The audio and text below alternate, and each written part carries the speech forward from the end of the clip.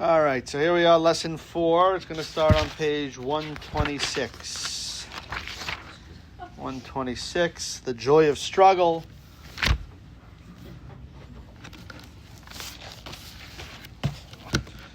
All right. Now, last few weeks, I would say most of what we discussed, or much of what we discussed, were things that many of us might have heard in some place or another, or things that are somewhat intuitive that we might, in our hearts, we know it's good to be grateful. We packaged it in a more powerful way, in a way to bring it all together and, tie it all together and make it more practical. Today is going to be a lot more philosophical and a tad mystical as well. Today we're going to be discussing how to deal with feelings of personal deficiency and failings. Personal, somewhat, maybe even spiritual failings. We're going to start with a learning exercise on page 126. This is going to be about what makes you feel deeply sad or unhappy. What makes us feel, what makes us feel bad?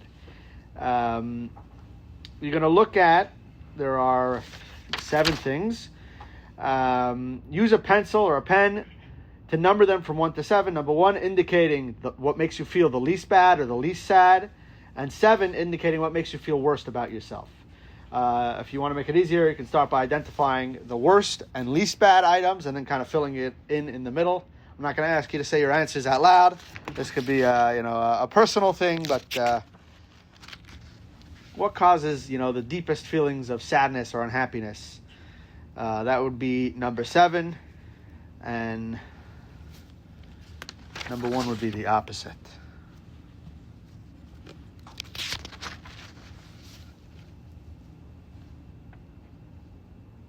Give you a second.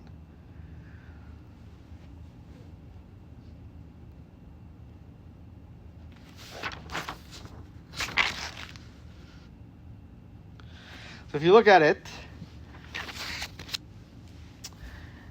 I would say generally speaking, we may find ourselves, trending towards negative character traits like greed, anger, cowardliness,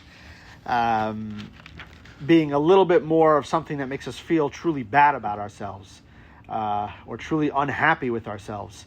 Like 1, 3, and 7, which would be the, losing your wallet getting stolen, you losing your job, or, breaking your leg. That, it's unfortunate, it's upsetting, but I'm not sure it always will make us feel deeply unhappy with ourselves, the way maybe, yelling at our children, taking it too far with our children or with our spouse, or not helping a friend when we know we could, how bad we might feel about that afterwards, the regret that we could have done something for someone else. Earlier in this course, particularly in lesson 2, week 2, we spoke a lot about how material concerns and material hardships or annoyances don't need to be an impediment to happiness. And that we can practice mindfulness, patience, the way we explained patience to truly be, gratitude we explained. These are things that can combat those issues. What about something more internal, spiritual pain? Being disappointed in ourselves for not living up to who we think we truly can be. The famous story of, we actually mentioned a few weeks ago the story of the 2 brothers in prison with the chamber pot. One of those brothers' name was Reb Zusha. He famously said on his deathbed, he started crying, and they said, "What are you crying about? What are you?" He was very worried. He was passing away, and he started getting very noticeably anxious. And the student said, "What are you anxious about?" This was a famous Jewish mystic who understood that his soul lives forever. And he turned to them and he said, "When I come to heaven, I'm not worried that they're going to ask me why I wasn't great like Samson or David or Abraham, Isaac, Jacob. I'm worried they're going to ask me why I wasn't as great as Zusha. Why I couldn't be as great as I could be." So we all have a little bit of that happens whenever it happens. It could happen, more often than that, where we feel like we're not living up to, we're disappointed in ourselves. We're upset at the way we may have acted. There's regret. It's more of a spiritual pain, personal failings, and that can be a greater source if you think about it. It could contribute to a lot of unhappiness with ourselves, a deeper unhappiness, a deeper level of sadness, a deeper level of unhappiness, of lack of self-worth. Some of it comes from, holding ourselves to a higher standard. They say there are studies that show religious people deal with this feeling more often than non-religious people, because they're focused more on spirituality, on trying to live to a quote-unquote high moral standard. And then when they feel like they're not living up to that, they can bring a lot of feelings of anxiety, of stress, distress for failing in those areas. Now, we're going to go through a few of the things that can cause. We're going to break it down into 4 different types of spiritual stress. We have number 1, which is character flaws. Sometimes we'll encounter someone and be like, these people they're so kind, or they're so good to their children, they're so great to their spouse. And like, why can't I be like that? Like, why am I always so angry all the time? Why am I always so jealous all the time? Why am I always so, whatever it is, so lazy? So that it could be one of a million things. How is this person able to eat healthy all the time, and I just can't do it? Why am I, selfish, greedy, uncaring, insensitive? That's character flaws. Source of spiritual stress from character flaws, from perceived character flaws. Negative thoughts is the next one. We might be it's connected. We might be plagued by anger, vengefulness, and these thoughts in themselves can leave us feeling kind of dirty, almost lowly, feeling like just not good. Number 3 would be failure to meet self-improvement goals. We might set a goal for ourselves, a New Year's resolution, whatever it might be, to lose weight, to be a better parent, a better spouse, a better Jew, spend our time more constructively, spend less time on our phones, whatever it might be. And then oftentimes we don't quite live up to those lofty goals we may have set for ourselves, especially if we might be the more ambitious types who set very, very lofty goals for ourselves. And we'll look back after a few months and see that little to no sometimes progress is made, and that it's not a great feeling. And number 4 is missed opportunities. Missed opportunities when we fail to take advantage of things that present themselves to us, whether it might be from laziness, inertia, just not noticing. Takes us back to, like we were saying before, if you were able to help somebody and you might have, you'll hear stories of people who they just didn't realize how much, in distress this person was, and they just didn't give them the time of day, and then they feel terrible about it for years. Sometimes people for their whole lives feel bad that they didn't help someone, 20 years earlier, whatever it might be. We feel bad about these things, and they technically we didn't commit any big sins. We didn't do anything terrible. We didn't do anything wrong, really, in action. But they leave us feeling somewhat inadequate and someone not great. Yeah.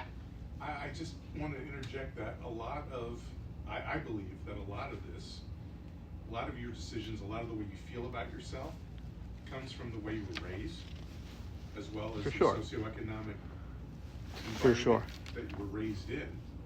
Because it's going to be different from one child to another based on how the parents were and the way they raised them, or from one neighborhood to another based on their socioeconomic levels. You're going to, either have goals because that's how you were raised, or your parents aren't going to care. So you may not either. There definitely is a factor, and what we're saying here is no matter what, we're not speaking about necessarily what the origination of where these perceived character flaws, or the way we're talking about. Most of us deal with this to some level, and we're going to discuss how to approach dealing with this feeling. There's a famous joke about a person from Chelm, the city we mentioned last time. I think it was a silly city. They sorry. Of Chelm? Right. Chelm was a real city. But I mean, the stories. Oh, I don't know. Everybody says people are still making up stories about Chelm. Okay. Anyway, they say a guy from Chelm came to the doctor and said, "Doctor, I talked to myself. I don't know what to do." The doctor says, "Are you in pain? Is it?" And he says, "I'm not in any pain." So the doctor says, "You know what? A lot of people talk to themselves. Go home, you'll be fine." But he says, "Doctor, you don't understand. I'm such an annoying person." So. You understand? All right. We all want to be better people. We all want to be more sensitive people, more spiritual people. We all want to be, just live on a higher plane of whatever type of existence, spiritual, physical, emotional existence. And sometimes we feel like our base desires, our selfishness, laziness, our whatever it is, just doesn't allow us to get to where we want to get, and it can lead to, our self-esteem falling off a cliff. Or one of two things happens, which neither of them are good. We care so much about our deficiencies that we end up thinking very lowly of ourselves, or we eventually become apathetic and just don't care at all, which is also not a good thing. We should care about our spiritual level, our level of goodness and kindness. Chassidus and Jewish mysticism, Chassidus is a form of Jewish mysticism, Kabbalah, teaches us how to be happy despite and because of these failings. Now again, these failings are not actually doing evil or bad things. These failings are due to perceived inadequacies, feeling like, why do we have to struggle with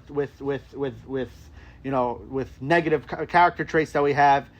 Why the struggle? Why do we have to deal with a not good side of ourselves? And why are we less than perfect? Why do we have to fight these urges or these impulses, these whatever they may be?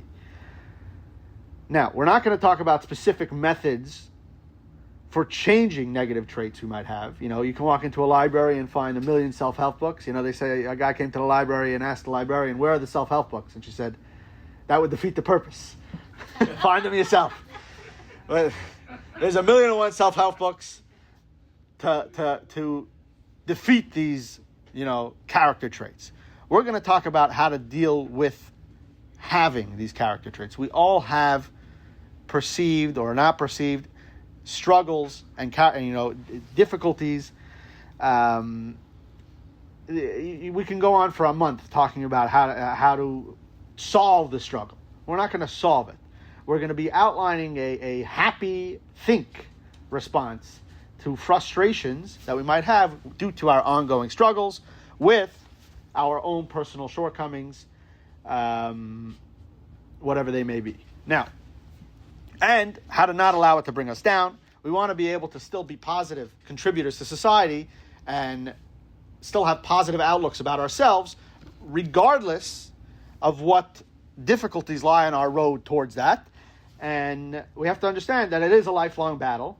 And if we don't know how to deal with this lifelong struggle, it could cause us to look at ourselves in a different way, which is not a great thing. We want to look at ourselves. We want to have high self-esteem in a positive way, meaning not ego way, but we want to think of ourselves as good people, as positive people.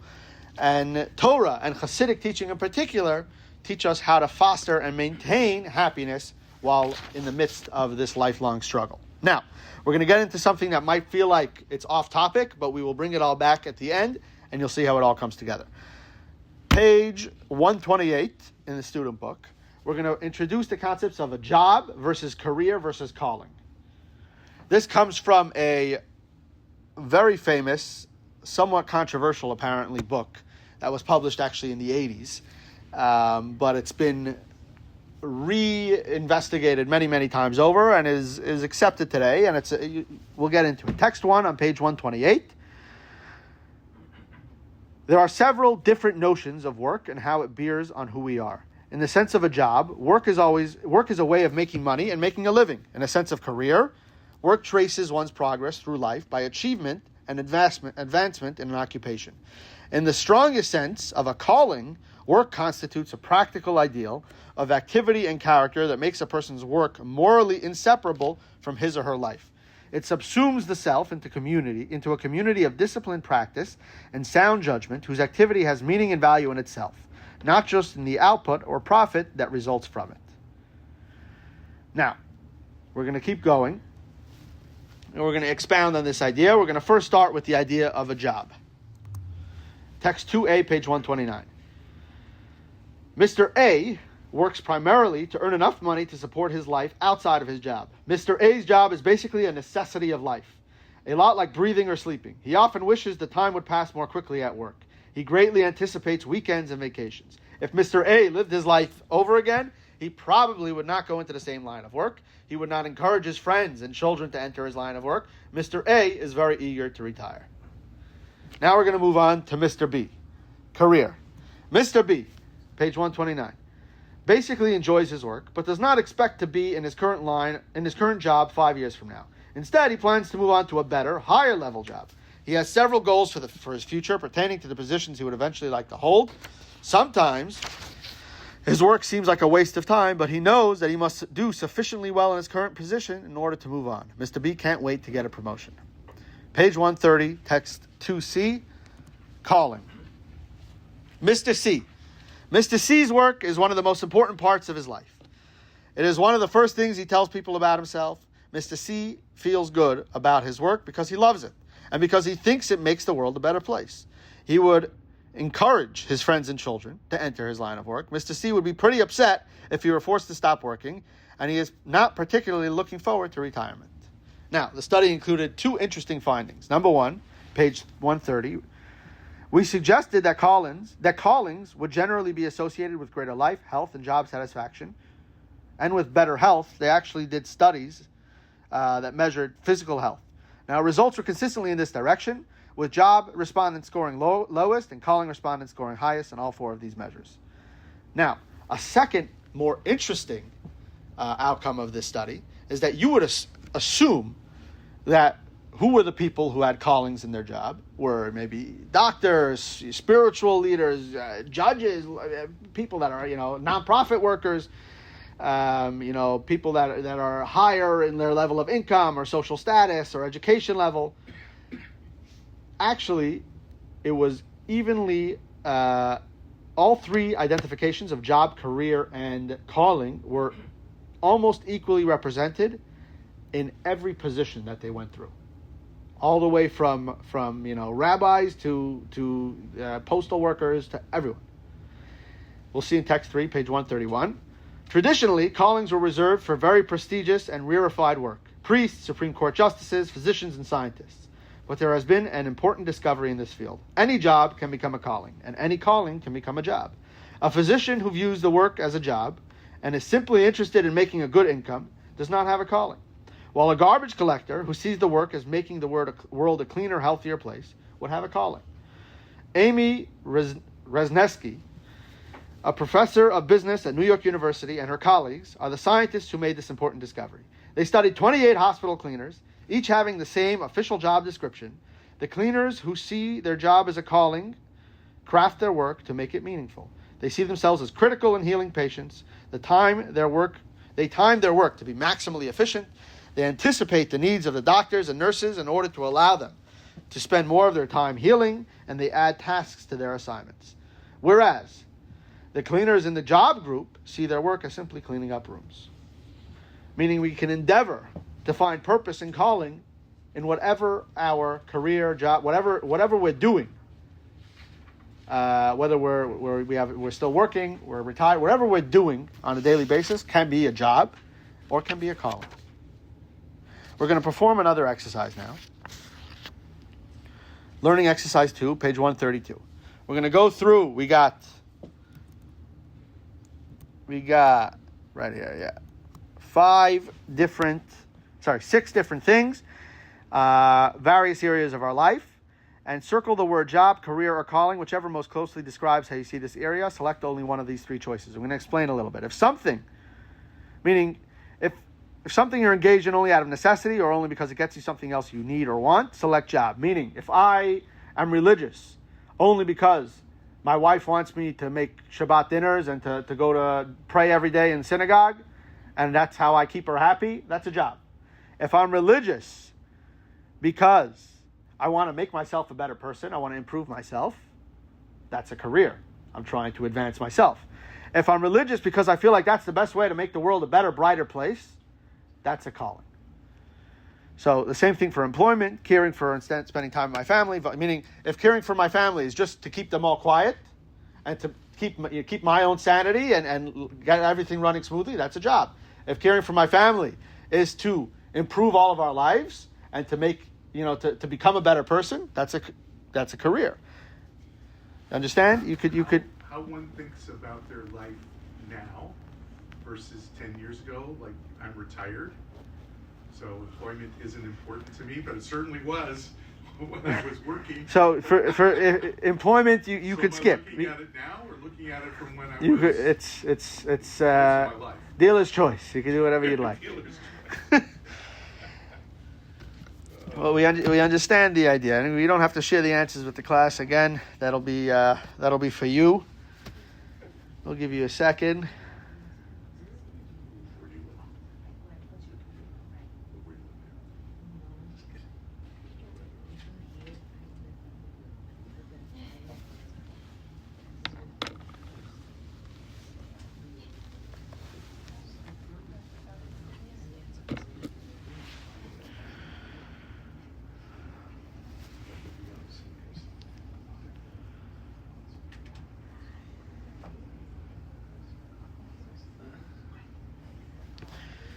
Now,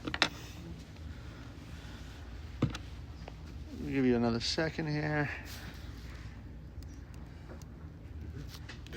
All right, we're going to move on for a second here. Why is there so much internal conflict within our hearts and within our minds? Why is it so hard to sometimes do what we know is right? Often we know something is right. We know we have to do something, whether it's for our marriage, for our health, for our children, for whatever it may be. There's a million and one things. You have to get gas tonight, otherwise it's going to ruin your morning tomorrow. And you know what? You still don't do it, and you come late to work because there's a million and one things we know we should do, and sometimes it's hard to do what's right. And also, how can the same person sometimes be so? It's within ourselves or with anyone. How can you see one person sometimes be so kind and so caring, and also be so something can happen and they can go into a fit of rage and you won't recognize it. How is it the same person? So we're going to go into a concept. Here's where we're going to get a little bit Kabbalistic for Randy. This is one of the core concepts of Hasidus, of modern Jewish mysticism, but really age-old Jewish mysticism. It's the founding principle of the book called the Tanya, which is not for no reason probably one of the handful of most printed Jewish books of the last few hundred years. We'll start text 4a, page 133. Every Jew, whether righteous or wicked, has two souls. One soul is from klipa. The word klipa means literally husk or shell, which means it's what's covering holiness or goodness or godliness. And the other side, i.e., the negative forces in creation, this is the soul that vests herself in the person's blood to vitalize the body and is the source of all bad character traits. The second soul of the Jew is veritably a part of God above. Now, to explain, we all have what would be referred to as an animal soul. It's not a bad soul, but it's a instinctive survive. It's what allows us to perpetuate the species. It's focused on us living the best life physically possible. It's focused on comfort, on survival, like an animal that's instinctive in wanting to survive and knows what to do to survive. Doesn't necessarily mean it's a bad thing.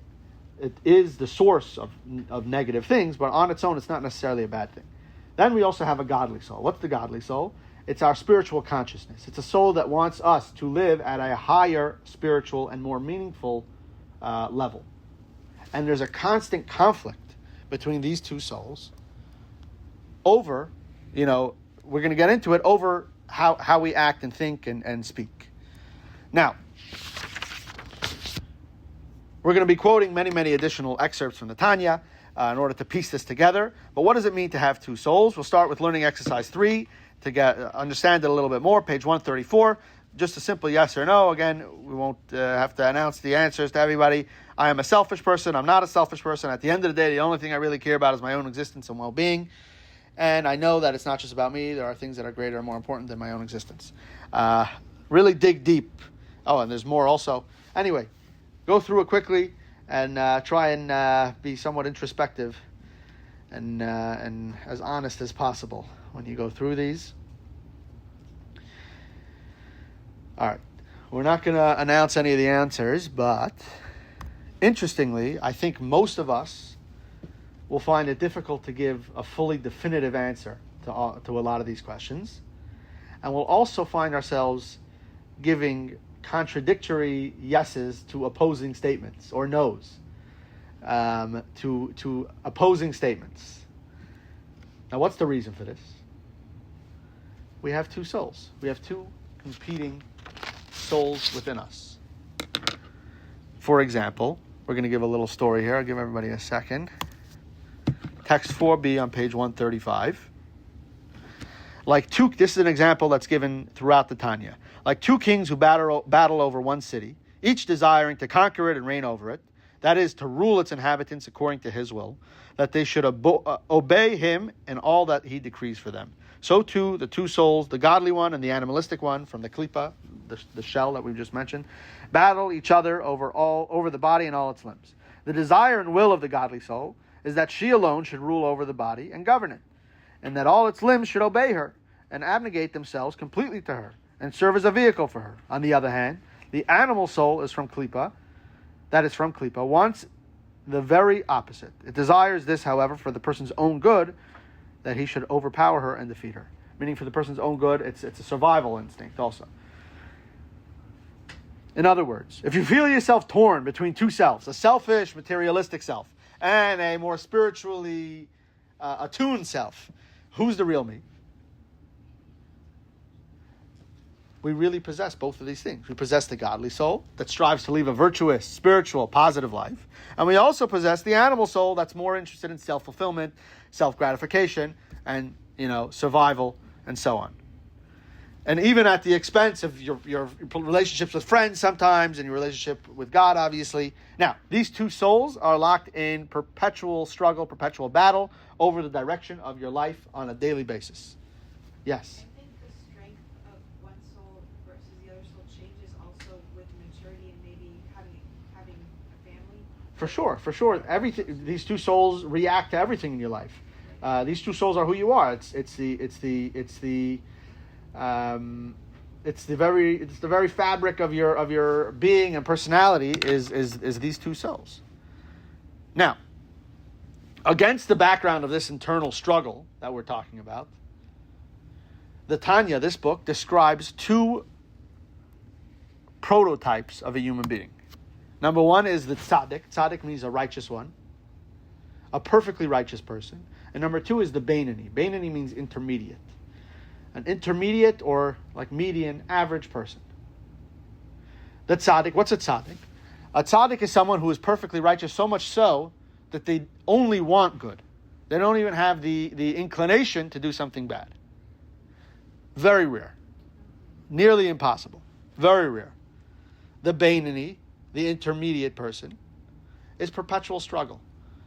Not a bad person, but they're locked in a struggle, raging in their mind and their heart constantly, between the animal soul and the godly soul, over what kind of life they're going to live. Now, you can look on page 136. Think of someone you might know that you'll describe as a tzaddik. How many tzaddikim do you know? Probably very few, if any. Very rare to find someone who really has their whole... There's not a part of them that ever thought of doing something not so fantastic. Well, how well do you really know anybody? There you go. Would you describe yourself as a tzaddik or a Beinani? I would assume most of us would describe ourselves as aspiring Beinanis, aspiring people who... A Beinani is someone who is struggling, but is doing good, meaning they only act on good. Yes, they have struggle. Yes, they have sometimes desire to do not so perfect things. But at the end of the day, they are succeeding in the struggle to the best of their abilities. The third one would be an evil person, but most of us are good people here that are striving and struggling to do good at all times. Yes, we have a struggle that not always is our first instinct to do the best thing possible, but we always are trying the best that we can to do good at that time. So we're all what I would refer to as kind of aspiring Beinanis, or Beinanis. So then would you say that, am I pronouncing it right, tzaddik? Tzaddik, yeah. Could be like a phony? Not a phony. A tzaddik's a real person. They're a real person. A tzaddik's a real person. We're going to see it's a very rare thing because... You want to be more like him? How do you... Exactly, but the question is, can we even be like that? Could we reach a level where we don't have struggle anymore? But why are we aspiring to the Benoi? We're aspiring to succeed in our struggle. We're going to get into it. Text 5a, page 137. Page 137, text 5a. God saw that the tzaddikim are few, so he went and planted a few of them in every generation. There you go. Tzaddik is an incredibly rare thing. And so much so, because a tzaddik doesn't have a struggle within them really, you'll often see what the righteous people tend to become people who are helping other people in their struggles. You'll see, righteous people tend to become what is community leaders, or they basically become people that are helping other people to try and help them succeed in their personal struggles. Because the tzaddik himself does not have that struggle, which we'll see in a second could be a negative. Text 5b, page 137. The Beinoni is the measure of every person, and for which every person should strive. For every person could be a Beinoni at every moment, and at every time and every moment. So we don't always have control over our desires or over our impulses, over our thoughts, but what we do have control over is our actions, and to an extent also our conscious thoughts. We have the ability to decide whether we're going to entertain whatever this thought, impulse, or desire is at any moment. Now, why did God create us this way? Why did God create us in a way that we have to, why couldn't it be that, let's say we have 20 years where we struggle and we work on ourselves, and then for the next 70 years we live we're just good people, and we have no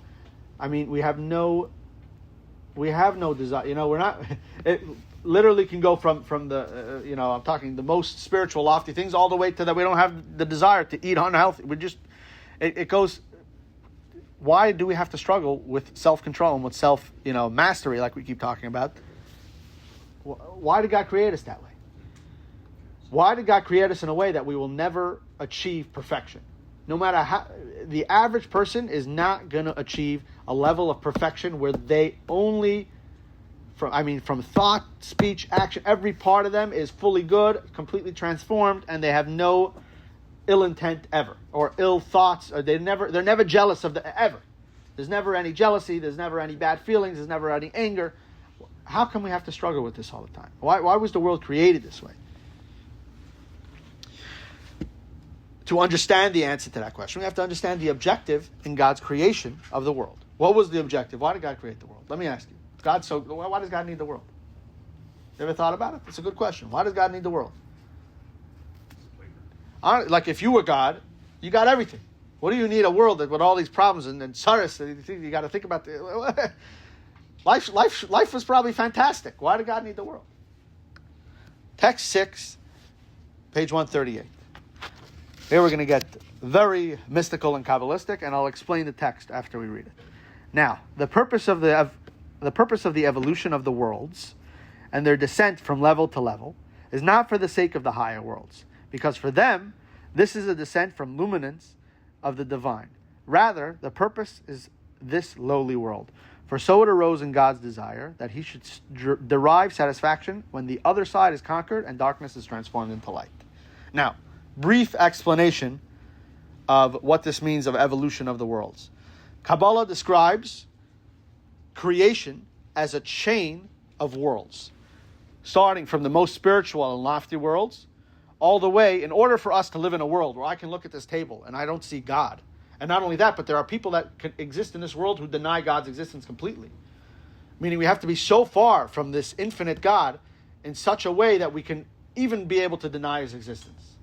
How does that happen? God created a series of descending worlds, each one with a lower level of spiritual consciousness, all the way until it, devolves into, it's like a chain. Each link becomes less and less spiritually conscious until we get to this world, which is in such a way where we're technically able and logically almost able to, logically our first, just on pure logic, might be to deny God's existence, which is a crazy thing when you have God who's when everything is God. So God had to create, the way he did it is in such a way, it's called a tzimtzum, which means a contraction. We could discuss this for months on end. There is libraries filled with books just discussing this evolution. It's called Seder Hishtalshelus in Hebrew.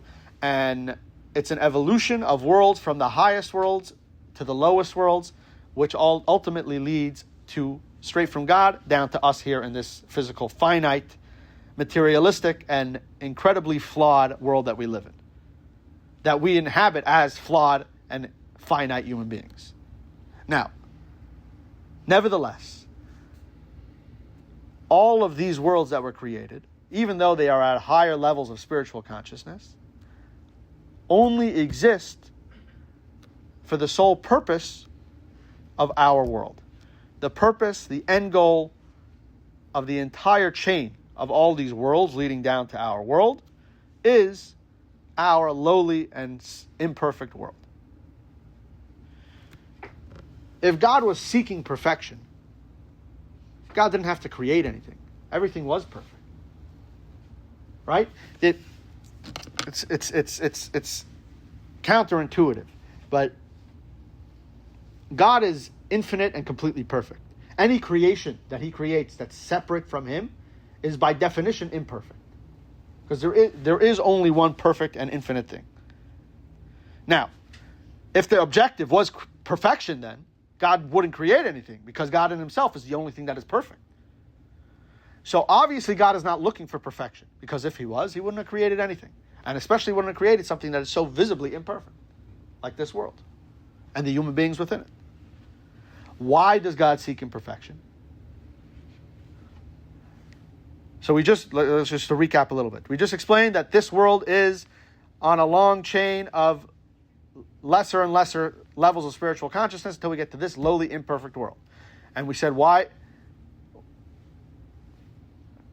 God created this world, because if God wanted perfection, this world is imperfect because God didn't want perfection. God wanted an imperfect world.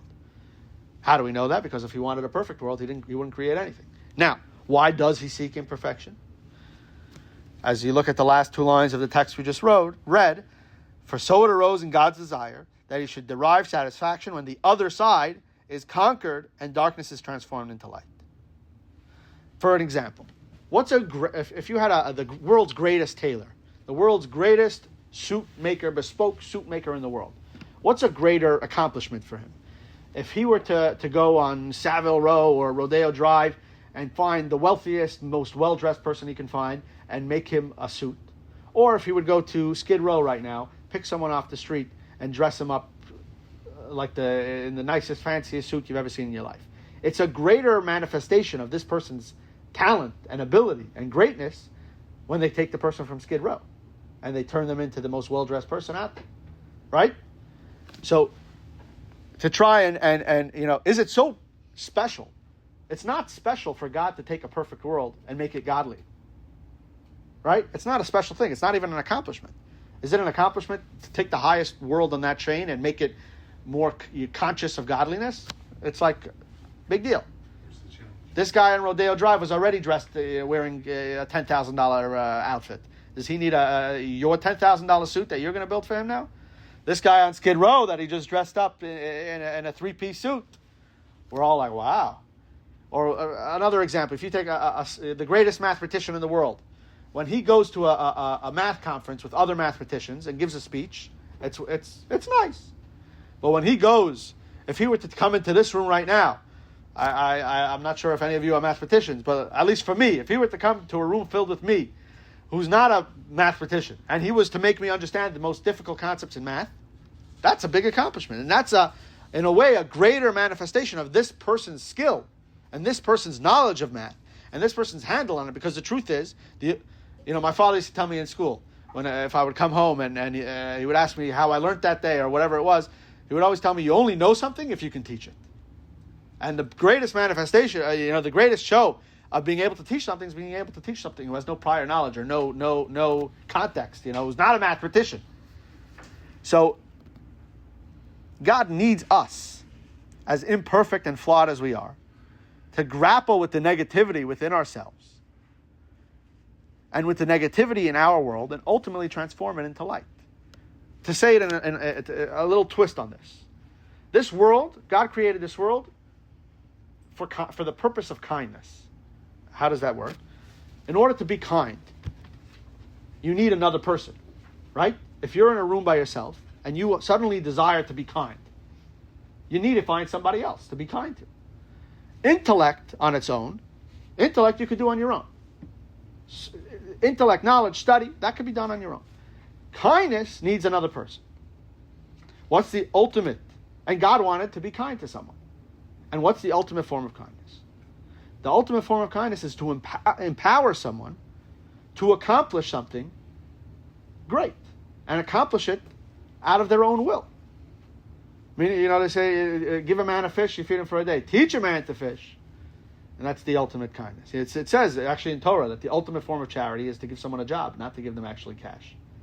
Which is because you enable them to take care of themselves. And yeah, it's going to be difficult for them to do it, but you know what? You're giving them the opening to make it happen. So God gave us an imperfect world to repair. And to do it on our own, God couldn't do that on His own. It was God had a desire to create. You can't accomplish something in a perfect world. Meaning, there's nothing to accomplish. Everything's perfect. Everything's handy dandy. There's no need for anything. God wanted this accomplishment and this transformation, which is a feeling. It's whatever that means in godly terms. But we can all relate to the idea of wanting to accomplish something. And in order to do that, God partners with us to take this challenged and dark world and transform it into a godly, bright, beautiful, and as much perfection as we can achieve. So God, it says this in the Torah that we're God's partners in creation because we are the ones who are going to actively fulfill the purpose of creation.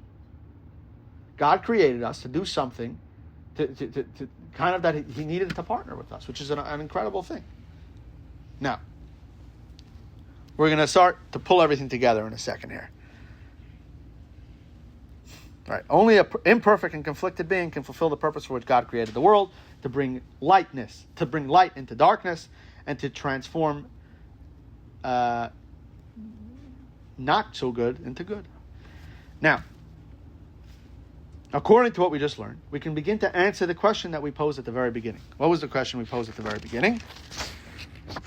How can we be happy in the face of the eternal struggle? Text 7, page 139. This is continuing from the Tanya. If your despondency is not from concern over actual sin, but from negative thoughts and negative desires that befall your mind, then on the contrary, you should rejoice in your lot, that although these negative thoughts and desires befall your consciousness, you avert your mind from them, thereby fulfilling the divine commandment of, you shall not go astray after your heart and after your eyes, from Numbers. In fact, despondency over such things actually stems from conceit. It comes from the fact that a person does not know his place, and therefore feels bad that he is not on the level of a tzaddik, who is not plagued by such thoughts of folly. But if he knew his place, that he is very far from the level of a tzaddik, and that he should aspire to be a Beinoni, then indeed this is the character of the Beinonis and their task in life, to subjugate the negative impulse and thought rising from the heart and mind. What Rabbi Shneur Zalman, who wrote this book, is saying here is it's at the time and still today it's a revolutionary idea. It's a revolutionary statement.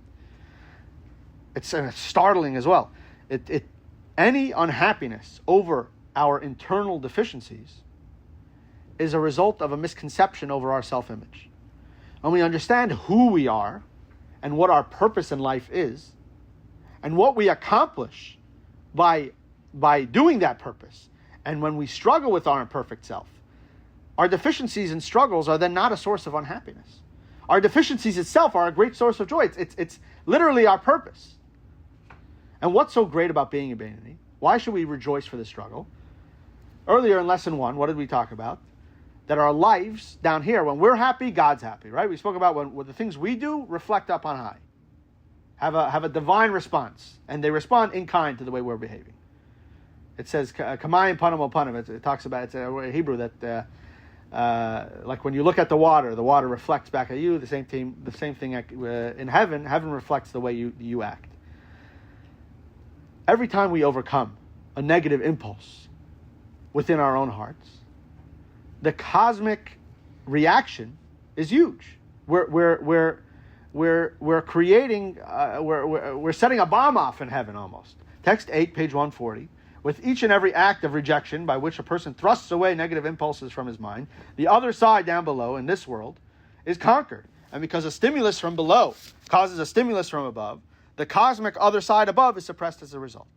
Thus, the Zohar, which is the founding book of Kabbalah, extols the great pleasure that God derives when the other side is conquered here below. For then the glory of God is exalted above all, more than with any other source of praise, and this elevation is greater than any other. Therefore, a person should not feel dejected, nor should his heart be terribly distressed, even if he is engaged in this conflict all his life. For perhaps it is for this that he was created, and this is his task, to constantly conquer the other side. When I was in school, they would teach it with a parable, a cute story. There was once a farmer who had two large pots. He would go with the stick with the two pots, and he would bring water from the well every day to his house for whatever it was. After many years, this guy didn't have a lot of money. Eventually, one of the pots got a crack in it, and by the time he got home, it would be half full. And after many, many years of this, finally one day the pot turns to him and says, "You know what? I'm ashamed of myself. Every day you schlep me up this hill. My friend over here comes back with a full bucket of water that you can use for your family, and me, the best I can muster is half a bucket. I'm not valuable. You're not getting your bang for your buck with me." And he felt bad about it, the bucket. So what did the farmer do? The farmer said, "I want you today, when I bring you up the hill, back to the house, I want you to look down." The bucket looks down as they're walking, and the farmer says, "Look at all the flowers on the side, on your side. This was the bucket on the right." He said, "Look at all the flowers." He said, "Years ago, when I saw the crack in, your crack in your pot, I planted seeds on this side of the path, and look at the beautiful flowers you created. Your perceived deficiency, and without you being exactly the way you are, I wouldn't have all this beauty on my property. Look at the beauty you created with your deficiency." Only flawed human beings can really accomplish. Meaning, perfect beings, there's no accomplishment there. They're not in a perfect world. There's nothing to accomplish. There's nothing to do. Everything's perfect. What is there to do? Only flawed, imperfect, finite, vengeful, jealous, angry human beings can accomplish the purpose that the world was created for. And it's specifically in this imperfect world and in the lives and struggles of us imperfect individuals that divine purpose is fulfilled. What about tzaddikim? Perfect people. Why do they exist? Right? There's no struggle there. Can you give an example of A tzaddik would be, like a person we know, a famous person? I would consider the person on the picture in the back wall there to be a tzaddik, the Rebbe. There are few and far between, and they are usually well known for being great people, leaders. I remember in class once in yeshiva, there was one guy who was convinced that his grandmother was a tzaddik, which could have been, I don't know. I never met her. But he said his grandmother never had an urge to do anything bad. Could be. The idea is, a tzaddik, while being on a great spiritual level, does not have that struggle. So in a certain way, a tzaddik, that's why tzaddikim, great people, generally end up becoming helpers for everyone else, becoming leaders, becoming community leaders, community helpers. Say it. Pillars of the community. Pillars of the community. They have their own purpose, and there's many writings about that. But for the vast majority of us, what is our purpose? It lies not in perfection, but in the struggle for perfection. And through this struggle, we can actualize our highest potential as human beings.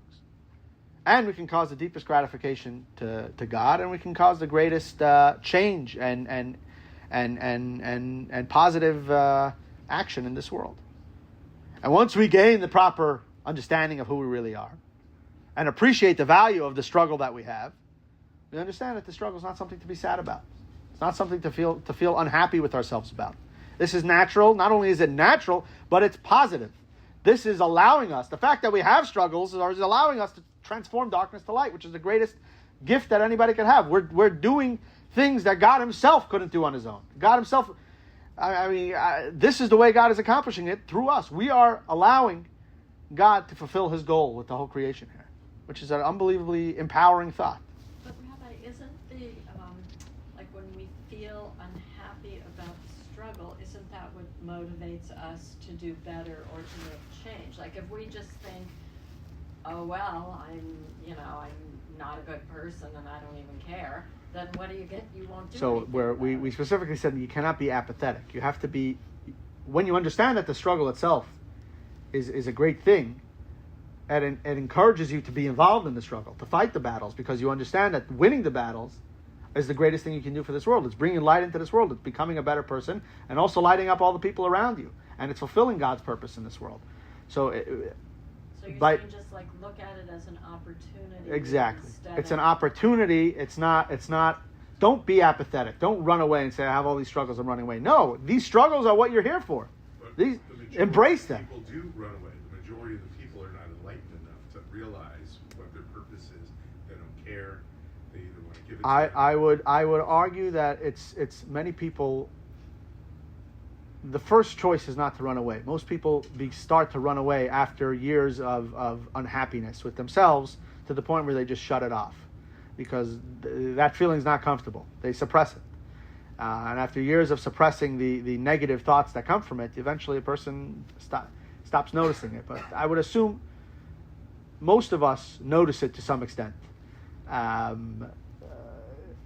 We all notice our own deficiencies, and it's never a great feeling to notice it. We're going to watch a quick video here that goes through it.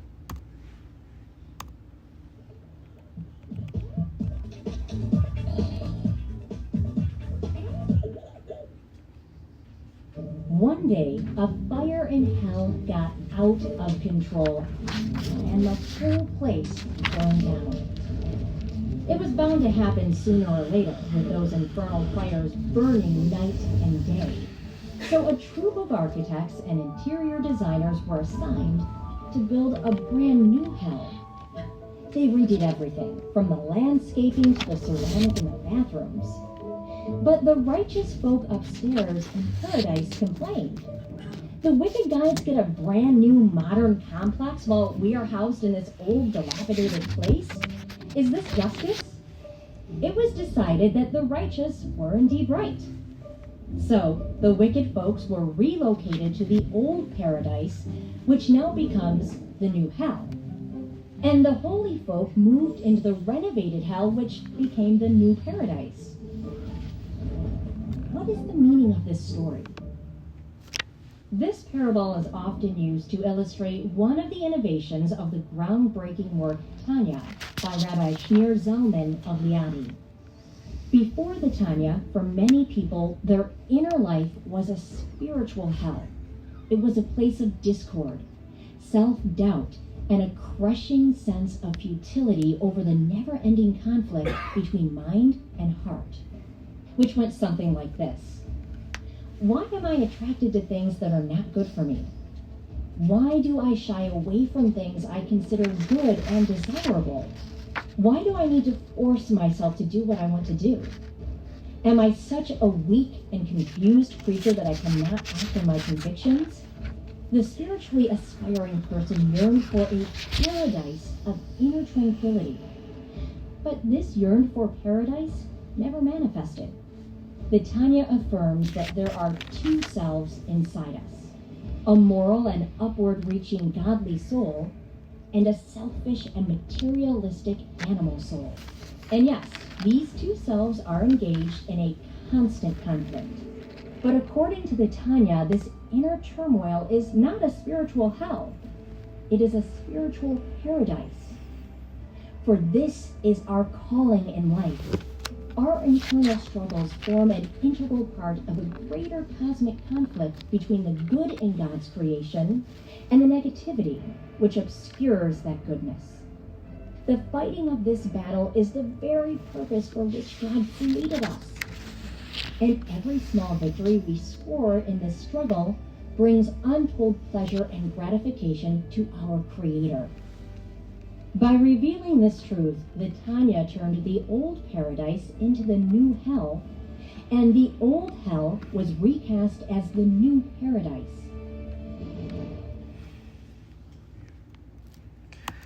Now, just one more aspect to touch on here. another question could be, sometimes we'll look at other people and be like, why, it looks like their struggle's a little easier. Why is this, why, if only I had that, we have a certain talent of finding reasons to be unhappy with ourselves.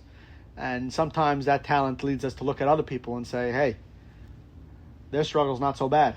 They don't have the temper I have. They don't have the jealousy I have. They don't have the vengefulness, the whatever it is. They're able to control themselves. They're able to, they run, they love running. Why do they love running? And I can't get out, I hate running. That's just for me.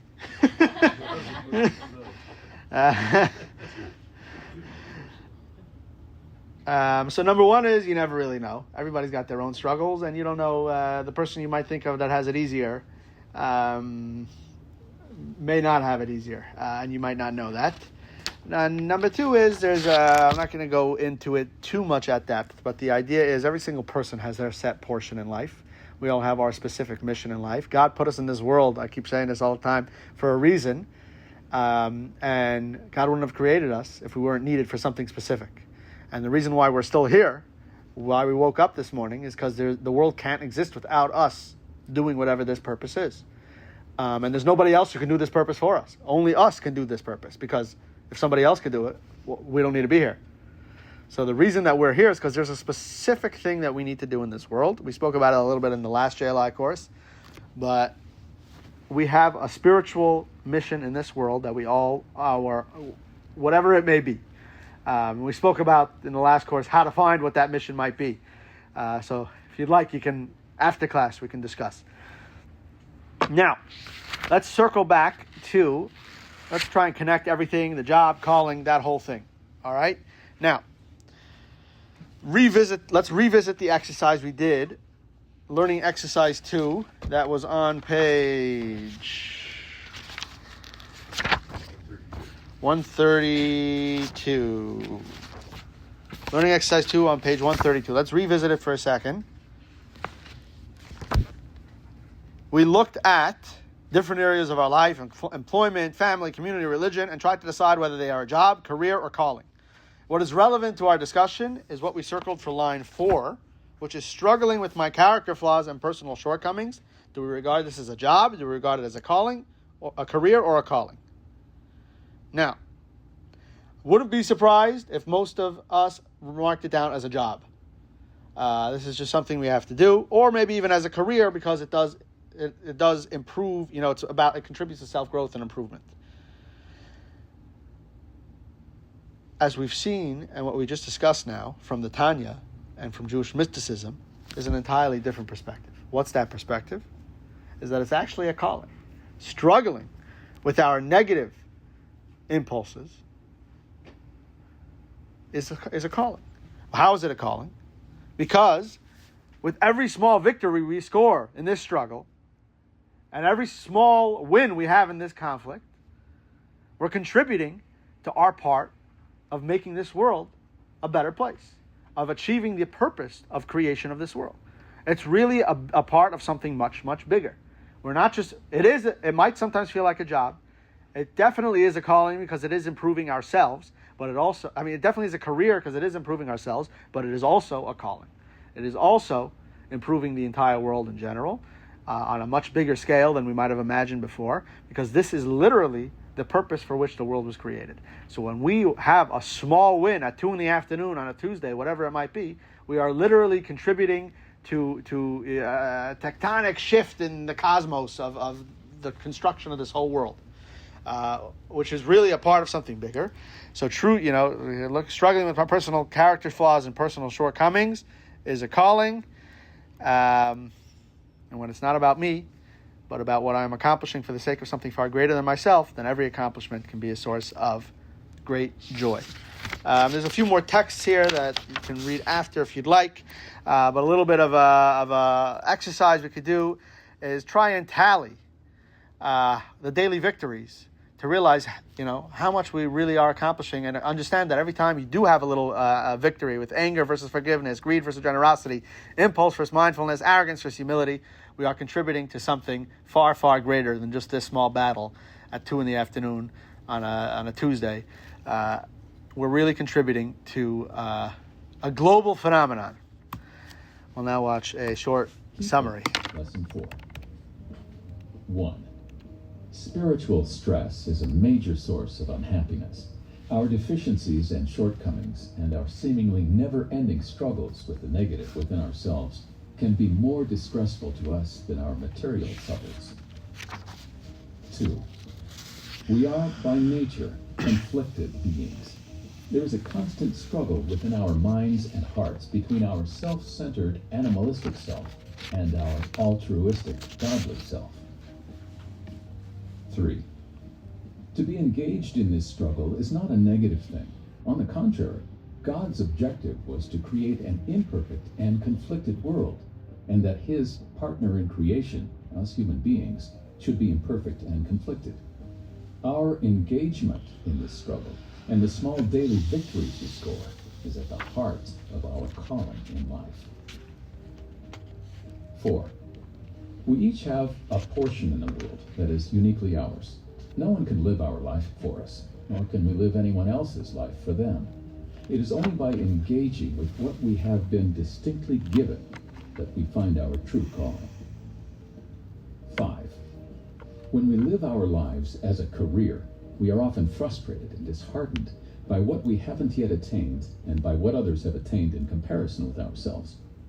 When we experience life as a calling, then everything we are involved in, including our internal struggles, is a source of fulfillment and joy. All right, next week we will be talking about, we spoke about in the past how to deal with the small annoyances, the small struggles. Today we spoke about the spiritual struggles, feeling of not being as good as we could be. And next week we will discuss how to deal with tragedy, loss, and how to restore our emotional equilibrium after a major bad event in our lives. For lesson 5 will be next week, Tuesday.